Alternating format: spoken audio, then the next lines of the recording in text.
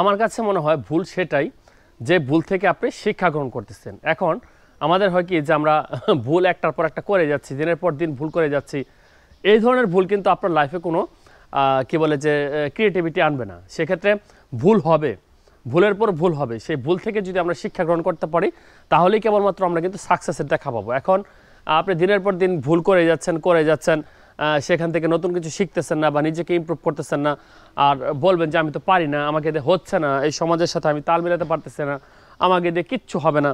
তো নিজেকে আসলে এভাবে ব্যর্থভাবে উপস্থাপন করার কোনোই মানে নাই। আপনি আপনার নিজের ক্রিয়েটিভিটি তৈরি করুন, নিজের যোগ্যতাকে আরও অধিকতর করুন। সবচেয়ে বড় কথা হচ্ছে লার্নিং পিরিয়ডটা আরও বাড়ান, মানে জানার দক্ষতা, শেখার দক্ষতা, আগ্রহটাকে বৃদ্ধি করতে হবে।